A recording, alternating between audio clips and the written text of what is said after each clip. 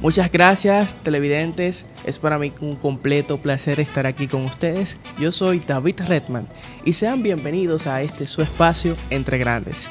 En esta oportunidad vamos a tener un invitado súper especial y vamos a tratar temas diversos sobre política, juventud, temas sociales, y tengo la gran oportunidad de presentarles a ustedes mi gran amigo, Esteban Pichardo. ¿Cómo estás? Todo muy bien, Redman, ¿y tú? Venimos aquí con el Club de la Política de la Pucamaima y queremos hablar de temas diversos sobre política actual. Gracias a ti por darme el honor de estar contigo aquí, ¿eh? Lo mismo te digo.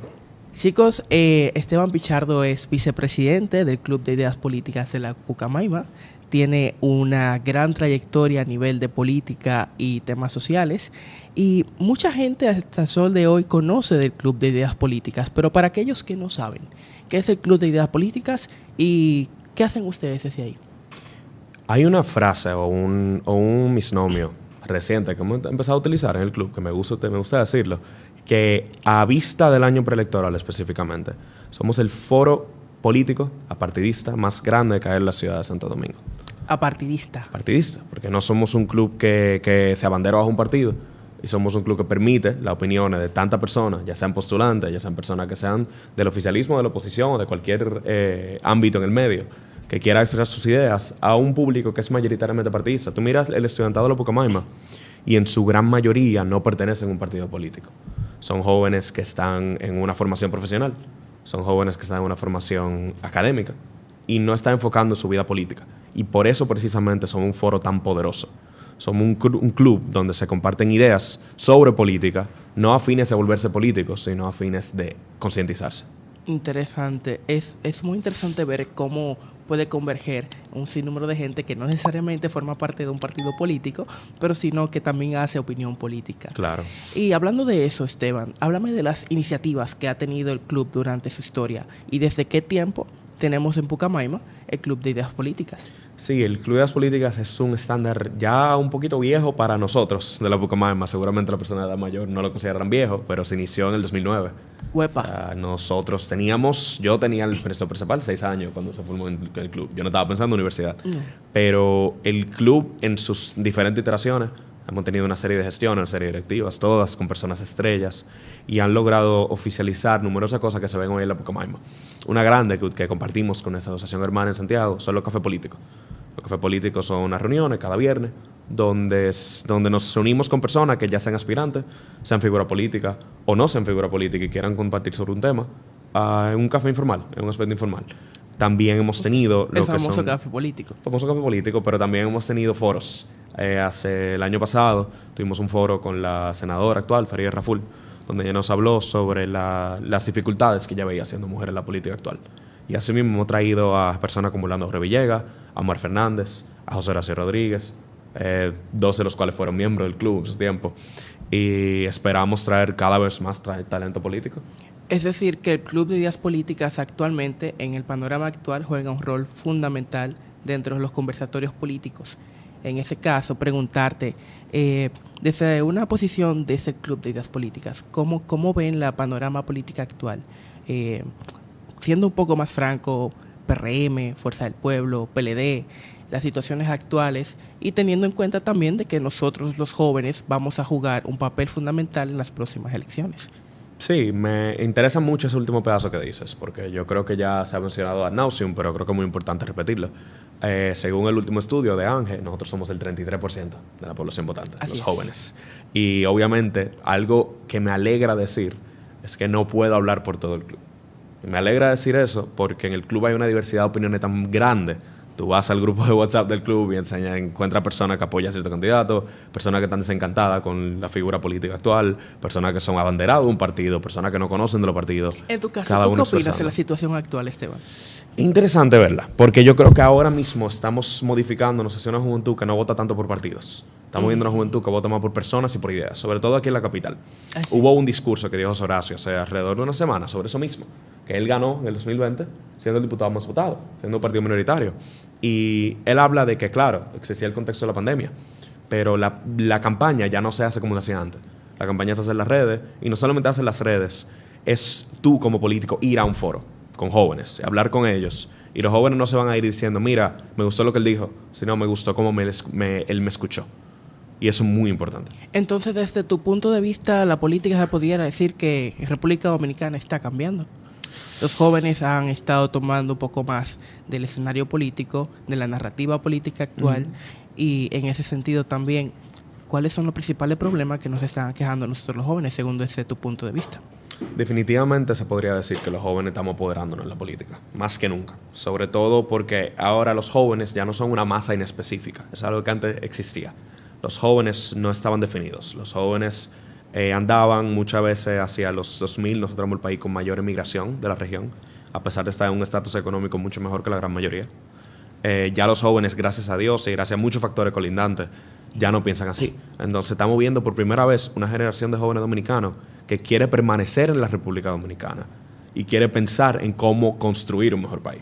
Ese es uno de los mayores problemas de antes, de que lo poco bueno que teníamos se quería ir. Exacto. Se iban y no se adentraba a la política, se iban puramente al sector privado. Yo voy a lo mío en el privado y no voy a pensar en política. Porque no se pensaba que desde la política uno pudiera desarrollarse, tú sabes, o que realmente valiera la pena uno entregarse a servir dentro de la política, porque la mayoría de los jóvenes de nuestra generación piensan que ser político, nada, como que no vale la pena, y que la politiquería barata de este país es como un circo en donde no se puede tener ideas propias, no se puede tener alguna opinión innovadora, y que está cerrada a la misma generación de cosas que no funcionan. Y lo más importante de esa mentalidad, que es algo que yo discuto mucho con compañeros tanto del espectro político como que viven fuera de ellos, es que ese pensamiento que tiene la Juventud Dominicana, hay dos cosas sobre él. No es una coincidencia y hay una intención detrás de él. Uno, no es una coincidencia porque fue la realidad por mucho tiempo. Nosotros somos un país que tristemente ha vivido en su gran mayoría de historia en regímenes. Regímenes que no permitían el disentimiento, que no permitían una democracia, que no permitían una opinión política. Y nosotros no hemos crecido para ser una población que no piensa en política. Que deja que... Y que uno era censurado también. Sí, que la cúpula haga lo que haga y yo vivo mi vida. Y que todo iba a estar normalito, normal. Y que aunque quisieras cambiar algo, no valía la pena los esfuerzos que uno pudiera hacer. En ese sentido, tú sabes que República Dominicana es un país... Caramba, aquí pasan cosas muy raras. Aquí pasan muchas cosas. Sí, nosotros a veces vemos la realidad política de otros países de Latinoamérica y tú la comparas con República Dominicana y República Dominicana es un caso único. Aquí tú no ves un discurso ideológico de los principales partidos políticos siendo el tema de conversación, sino un color, a quien me conviene. En ese sentido también... fácil, que no dice nada. En ese sentido también los famosos 500 pesos y el bicapollo. ¿Y qué tú crees que pudiéramos esperar ahora de esta situación actual política de cara a las próximas elecciones? Es una de las cosas que el Club de Ideas Políticas existe para evitar. O sea, esos espacios donde nada más se está yendo al griterío, al abayazamiento, este es mi partido, vota por mí porque o tú eres mi partido, o yo te voy a ayudar, o a ti te toca algo conmigo. Y en el club nosotros queremos traer políticos para que se sienten a hablar sobre temas particulares, temas que le pesen a la juventud, que le duelan a la juventud. Y muchas veces esos temas no yacen dentro de lo que tú verías en Google. De que al joven le preocupa, poniendo un ejemplo aleatorio, la guerra cultural. Al joven le preocupa una posible invasión de Haití. Al joven es cierto que eso existe. Eso es una realidad que no tenemos que afrontar dentro del pensamiento joven. Pero la gran mayoría del joven no está pensando en una invasión de Haití, no está pensando en una guerra cultural, no está pensando en ideología, está pensando en las circunstancias materiales. Así es. Está pensando en la seguridad de vida. ¿En quién me conviene más? La seguridad ciudadana. La seguridad ciudadana, los problemas que tenemos con el saneamiento de ese país. Y hasta que un gobierno, un político, no ofrezca una solución real a eso, yo creo que nosotros no podemos movernos a un discurso ideológico. Pero eso precisamente pasa en la región. En la región latinoamericana tenemos un gran problema de que importamos discursos. A los latinos, tristemente, nos encanta coger discursos de los británicos, discursos de los españoles, discursos de los chinos, discursos de los americanos y aplicarlo aquí, normalito. Uno a uno. Tú ves muchas como que personas, si fuera la misma situación. Porque aquí, a pesar de que hay millones de mentes brillantes dispuestas a hacerlo, aquí no se parte de un análisis de la realidad material dominicana. Aquí se dice, ¿qué se está diciendo de la región que se puede aplicar al país? ¿Vamos a copiarlo, vamos a pegarlo o vamos a ponerlo? Te lo digo, yo trabajo aquí en la Cámara de Diputados y tú miras gran parte de nuestra legislación y tristemente mucha de ella es copia y pegada. Muchos presidentes están copiados al Tribunal Constitucional colombiano Los que estudian Derecho lo van a saber. Tribunal Constitucional Colombiano, Tribunal de Costa Rica, leyes de Panamá, leyes de México, que están adaptadas sin pensar en República Dominicana como país. Esteban, ¿y de dónde a ti te salió como esa pasión por la política? Y porque al escucharte hablar, es como que si, caramba, si yo estuviera hablando con un hombre de 50 años que tiene como 40 años estudiando política. ¿Y de dónde fue? Porque dime si fue que en tu familia hay algún funcionario público. Quisiera. Si tú en algún momento piensas ser funcionario público, ¿de dónde te salió esa voluntad? Mira, esa voluntad ha existido de cierta forma. Eso me ha dicho mi familia, al menos. Ha existido de cierta forma, desde que yo era chiquito. Siempre fue el que estaba discutiendo, el que estaba debatiendo, el que quería hacer ver su opinión sobre un tema en particular.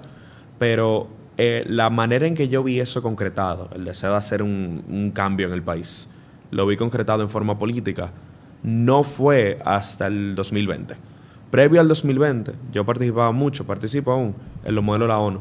Ay, Que son una increíble iniciativa. Sí, sí. Una increíble iniciativa que todo el que está escuchando debería ponerse. Que forja a los líderes de República Dominicana, que creo que ha sido la mejor herramienta educativa que se ha podido traer 100%, a República o sea, Dominicana. Le ha enseñado a unos jóvenes una visión internacionalista. Aquí no existía. Aquí no se veía República Dominicana como un país en el contexto. Como tú dijiste, lo veíamos como un caso propio, aparte. Y eso fue un interés teórico que me surgió a lo largo de la ONU. Yo preparaba, yo decía, yo quiero trabajar con la ONU un día, gracias a Dios estamos en eso. Felicidades, por cierto. Gracias. Ojalá vengan todos a trabajar con nosotros. Yo decía eso, pero en el 2020, las protestas. Yo, hacia el momento de la protesta, yo no pude. Es ahí el problema. Yo no pude ir a la Plaza de la Bandera porque tengo familiares que en ese momento trabajaban en el gobierno. Y existía un miedo de que si me descubrían en la Plaza de la Bandera, me iban a cancelar. Que es otro de los problemas de este país. Nosotros no sabemos separar la labor del sector público con las posiciones políticas. Y es un tema que se ha discutido mucho sobre lo que es la cuña y el clientelismo en nuestro país. Sí, hay muchas cosas de este país que tenemos que cambiar, Esteban. Y hay algo que tú traes sobre ese aspecto del clientelismo específicamente, que yo creo que hay que hacerle un énfasis. Mucha gente piensa que la existencia de que yo te conozco y yo te voy a elegir para trabajar en un lugar es mala. No, eso existe en el mundo entero. Si yo te pongo a ti a que elijas un equipo de personas para que te ayuden en algo, pero naturalmente... se supone que esas personas tienen que estar preparadas. Ahí el problema. Mucha gente dice, yo te voy a poner porque tú me apoyaste o porque tú eres amigo mío. ¿Tú te preparaste? Prepárate.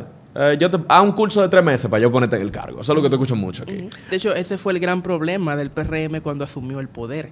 Las mayorías de las bases del PRM, que todavía al día de hoy están muy aquejadas con el partido, que la mayoría de la gente no se preparó para asumir alguna posición pública. Yo creo que más allá del PRM, algo que existe en nuestro aspecto político, precisamente por la cultura de partido que tenemos. Tenemos una cultura de partido que no piensa, como tú dices, en una marca partido, una ideología partido. Tú no te entras al partido porque tú crees en algo. Tú entras al partido porque te entra alguien. Usualmente te entra alguien para entrarse a su equipito y de ese equipito tú vas a sacar algo. Por eso tenemos partidos fragmentados. Disculpa. Partidos que se fragmentan, partidos que dominan el poder y después lo pierden. Partidos que parecen oposición, luego son el oficialismo, luego son la oposición otra vez. Y porque no tienen una ideología consistente. Tú mira un discurso de cualquier político dominicano, de ahora y de hace 20 años, y algunos estarán diciendo lo mismo, pero no están aplicando lo mismo. Y eso los jóvenes lo estamos viendo. Eso yo creo que es un factor muy importante. Yo creo que a propósito del tema, preguntarte, ¿tú crees que en República Dominicana existe continuidad de Estado? Muy pobre. Yo aprecio el hecho de que nosotros como país, la primera transición democrática de gobierno que tuvimos real fue en el 96. Y hasta se podría decir que fue en el 2000, porque había una coyuntura dentro del 96 y el 92, que todo el mundo la conoce, una historia bien larga. Se podría decir, en un argumento extremo, que nosotros llevamos 20 años teniendo sucesiones democráticas de gobierno. Y honestamente, yo sí tengo que admitir que en 20 años hemos logrado mucho. O sea, yo miro otros países de la región, yo miro otros países de otras regiones que llevan 20 años, 30 años en democracia y está en un estado mucho más maduro que nosotros. Así que nosotros como pueblo tenemos el problema de que lo que le dice el complejo de Guacanagarix. Nosotros pensamos que no damos para nada. Así es. Que el dominicano no sirve para nada, que si tú quieres hacer algo, salte del país, que este país nunca se va a arreglar. Y si tú quieres avanzar, si tú quieres pensar en tu propia familia, tú lo que tienes que agarrar y buscar la manera de irte. Sí, no, y dicen, cada vez que va una representación, eso yo lo veo en las Naciones Unidas, cada vez que va una representación dominicana fuera del país, dicen, ¿a buscar qué? ¿Qué va a decir esa gente? Exacto. ¿Cómo que qué va a decir? Nosotros tenemos científicos. El mismo dominicano.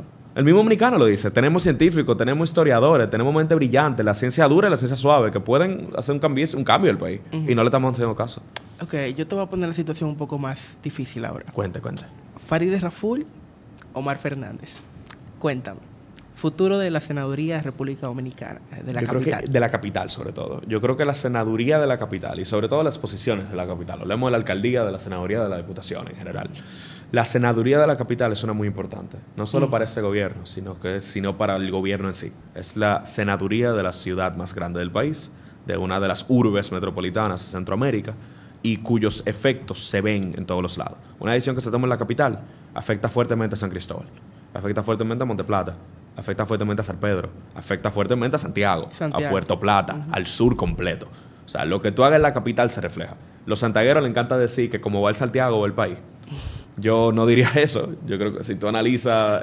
No te quille con la gente. No. Yo creo que si tú analizas la moda económica, mis santiagueros lo estarán viendo, lo sabrán. Realmente es como va la capital que va el país.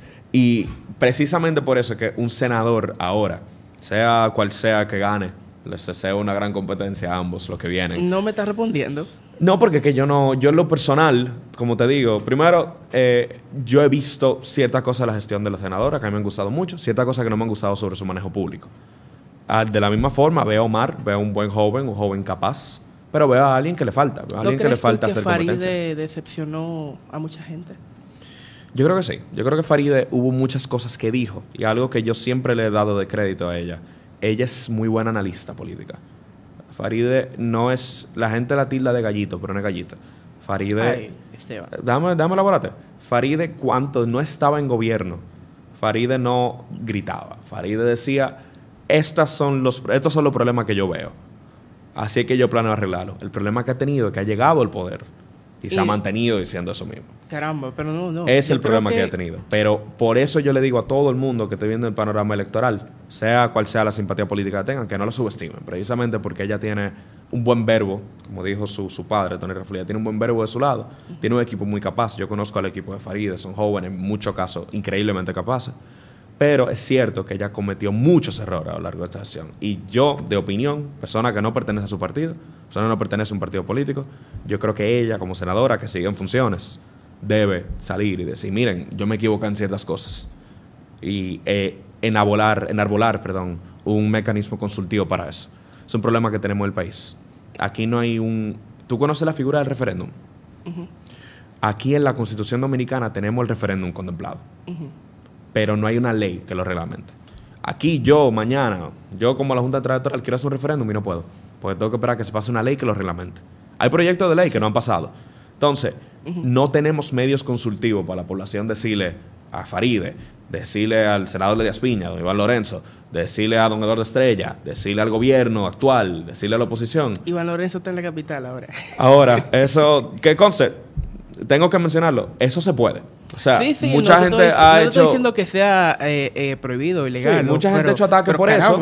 Pero mucha gente ha hecho ataque por eso. Yo creo que el ataque no debería ser por la viabilidad de eso. Eso se puede, legalmente se puede. Sí. Ahora, en cuanto a postura política, sí está muy fuerte. Tú eres senador en funciones. No creo que hubiera sido lo más correcto, porque ¿qué pensarán los electores que lo eligieron a él en Elías Piña? Entonces... No, y son cosas que estamos viendo. Estamos viendo una república que cada vez se está sectorizando más en las ciudades. Uh-huh. Y eso va a tener un efecto que lo vamos a ver ahora. Por eso la senaduría, la diputación y la alcaldía del distrito son vitales. Sí, pero tú no me dijiste nada de Omar Fernández. Omar Fernández yo lo adoro. Él tiene una gran capacidad, es brillante. Ha demostrado tener una capacidad de debate, una capacidad del verbo, lo que solo lo he visto en esos 4 años como diputado. Entonces, al no haberlo visto en otros contextos, no te puedo dar una opinión informada. Como diputado, yo encuentro que lo he hecho muy bien.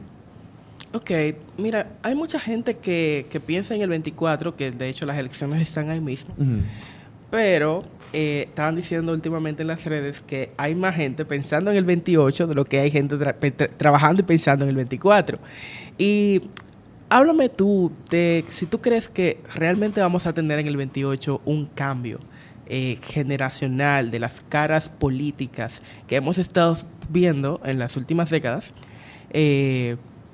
en el 28. Si realmente pudiéramos ver a una figura presidencial diferente, se ha hablado mucho de David Collado, de Carolina Mejía, el mismo Omar Fernández, que en caso de que su papá no gane, pudiera ser una opción en el 28. Yo creo que va a haber un relevo generacional en la política dominicana, pero no ahora, ni en el 28. Porque analizando ya las modas generacionales y cómo se mueven, tú miras las edades de las personas que están en los gobiernos actuales, que tuvieron el gobierno pasado, por ejemplo, todavía no están en edad de retiro. Y nosotros como país no tenemos un precedente de que los políticos se retiren jóvenes.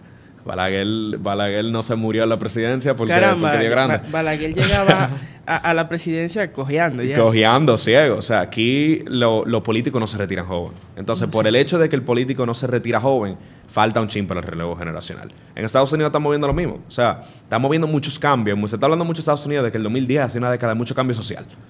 La razón de ese cambio social no ha sido por la nueva generación que ha subido. Es porque la generación que quedaba, la Silent Generation, que era la de los 40, se empezó a morir. Y esa generación era la que llevaba muchos de los prejuicios, específicamente en el tema de género, que ya existen a mucho menor nivel en la sociedad americana. Lo cual me lleva a un tema que yo quiero saber tu opinión. Huepa. Hubo algo que se viralizó recientemente.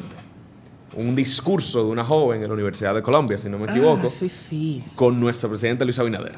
¿Qué tú opinaste de la actitud de esa joven y en la vista del presidente? ¿Y cómo eso refleja en el país? Mira, bueno, tú sabes que yo soy miembro de la Fuerza del Pueblo y que todo el que me conoce sabe a carta cabal que soy un gran defensor de mi partido, pero creo que en esta ocasión debemos unirnos como país porque fue una gran falta de respeto, ¿no?, a la investidura del presidente. Y no solamente a la investidura del presidente, sino a toda la República Dominicana. Pero ¿qué te digo? Creo que es un tema muy complicado, muy difícil, porque no creo que esa joven tenga la información completa y que simplemente fue víctima de lo poco que pudo haber encontrado, porque la República Dominicana tiene el rol ahora de decir ante la comunidad internacional que siempre nos ha atacado, de asumir esa responsabilidad con Haití, de que aquí no hay un tema racial, aquí no hay un tema de que nosotros somos xenófobos. La República Dominicana no tiene ese problema. El tema es mucho más de fondo. El tema es mucho más difícil. No es como que tú eres negro, yo soy blanco y yo te voy a atacar por el simplemente hecho de que tú eres negro. Aquí República Dominicana ha sido muy solidaria con la República Hermana de Haití. Y nosotros, sinceramente, hemos hecho hasta demasiado. Se pudiera decir que hemos hecho hasta suficiente. ¿Qué república del mundo ha hecho por las parturientas haitianas lo que ha hecho República Dominicana? Nadie. Yo encuentro que el problema que tuvo fue precisamente el segundo que tú mencionaste. Y para llevarlo a el tema que tengo colgado al corazón, la fluidez política, una de las cosas que el club existe para evitar. Ella, el discurso que le dijo el presidente, fue enteramente importado. Fue un discurso que vino de una fuente anglosajona, 100% seguro. Vino de una fuente anglosajona. Vino de una fuente anglosajona que no conocía la realidad dominicana. Y utilizó términos que simplemente no se aplican aquí. Es cierto que aquí hay relaciones raciales medio complejas a veces. Hay relaciones de clase complejas. Pero eso es mucho más complicado que simplemente República Dominicana es racista, República Dominicana es xenófoba, República Dominicana abusa a los haitianos. Y me molestó mucho a mí, en lo personal, que el presidente se presta a un foro internacional informal. Sí, yo también... Y ha atacado de esa forma. Yo también pensé, ¿dónde por están... una joven que no es dominicana. ¿Dónde están los asesores del presidente en estos momentos? Porque estamos ahora mismo, tú sabes que, en una situación muy difícil con Haití. Sí. No era momento. La figura del presidente no debió exponerse de esa forma. No era el momento para el presidente estar en un foro. Hay temas más importantes aquí en República Dominicana. Yo creo que estar en foros es muy importante porque lo que ha sucedido con Haití, una de las grandes cosas que ha pasado con el río, es que Haití, a las mesas de negociaciones, la mesa binacional hídrica, por ejemplo, Haití no se ha prestado parte. Han sido medio reticentes con esa renegociación. Entonces, el representante de República Dominicana ir a un foro a hablar sobre la colaboración, y como tú dices, ha sido unilateral totalmente. Sobre todo por la situación que tenemos, porque es algo que tenemos que ver los dominicanos. Haití obviamente no está en una buena posición. No. Para respectivo a nosotros, respectivo a la región, respectivo a nadie. Porque Haití Bueno, es un como país dice el buen dominicano, ya yo creo que ellos se llenaron de odio. Mira, Haití está fuerte porque es que Haití no va a haber una potencia que los quiera tutelar porque no les queda nada. Es el mayor problema. Haití es un pedazo de isla que no tiene ya recursos que explotar. Entre los franceses y los americanos se llevaron todo lo que había. Y los mismos gobiernos de la competencia haitiana se llevaron todo lo que había. Entonces, nosotros como país tenemos que aceptar la realidad. Y yo creo que es un error que estamos cometiendo como dominicanos. Estamos viendo a Haití como algo que llevamos 10, 15, 20 años ignorando. Ignorando el sentido de vamos a ayudarlo de vez en cuando, vamos a quitarnos la comunidad a nosotros y enfocarnos en República Dominicana. Y eso es una buena idea en teoría. Pero con un Estado fallido al lado, un país no puede prosperar. O sea, República Dominicana, tristemente, aunque no sea por deseo propio, tiene que tener un rol incisivo en la crisis haitiana. ¿Tú sabes qué me asusta? El tema de que ese discurso a nivel internacional es el principal lema, la principal bandera que se lleva. La mayoría de gente fuera de este país piensa como esa joven. Y piensa sobre todo que Estados Unidos. Exacto, que República Dominicana es un país xenófobo, racista y que simplemente no quiere ayudar a Haití. Yo creo que eso lo podemos resolver. Y es nuestro rol como joven resolverlo abogando. Uno de los conversatorios que a nosotros nos dieron, el programa Embajadores Juveniles de la ONU, es que ustedes, antes de ingresar a este programa, toda la persona que sea un embajador de un país, ya sea nombrado por un gobierno en una embajada oficial, ya sea en un aspecto cultural, en un aspecto deportivo, en un aspecto musical, está representando la cultura de su país. Y tú, cuando sales de República Dominicana, tú eres un embajador. Aunque tú seas un ciudadano cualquiera, tú eres un embajador. Lo que tú digas de tu país, y algo que se dice mucho en la comunidad dominicana allá en Nueva York, los trapos sucios se lavan en casa. Es verdad, en República Dominicana tenemos problemas. Pero un estadounidense, una persona que ha sido y criado en el contexto americano, no va a poder ofrecer la inteligencia necesaria para resolver una situación dominicana. No, imposible. Sobre todo cuando en República Dominicana tenemos tantos expertos que viven ofreciendo opiniones. Aquí lo que sobran son opiniones, pero no se escuchan. Y eso me apena. Por eso precisamente que nosotros tenemos como jóvenes crear un mejor discurso político, ya sea mediante exclusividad política, ya sea mediante cualquier asociación política, hasta partidista. Cualquier manera que tenga un joven para crear un buen discurso político es un beneficio en nuestro país. Por último, ¿quién va a ganar las elecciones? ¿Cuáles? Las presidenciales. ¿Las presidenciales específicamente? Yo creo que mi opinión personal, ya desligada de cualquier función. Quítate la chaqueta de embajador de la ONU. La chaqueta, toda la chaqueta me la quito. Ajá. Yo creo que es, sobre todo ahora en vista de la crisis de Haití, es muy, muy probable que Luis Abinader se lleve el 2024. Huepa. Es muy posible. Por todo lo que estamos viendo. ¡Hermano! Gracias. No, gracias a ti. Aprecio muchísimo el estar aquí. Me encanta esta iniciativa. Miren este set, señores. Está chulo, ¿verdad? Muy tranquilo. Parece una casa de campo que venimos sentados a hablar. Napo, invita a la gente a que siga viendo por YouTube. Oh, pero claro. Síganos por Instagram, sino por YouTube. Vamos a dejar toda la información.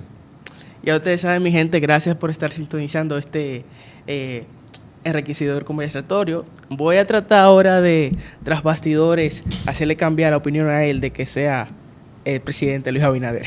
Oigan, no estamos teniendo una discusión partidista. No, pero sabemos que no. Sabemos que sí, uno de nosotros tiene una responsabilidad partidista que acatar. Nada, mi gente, muchas gracias y sigan sintonizando. Esto es Entre Grandes.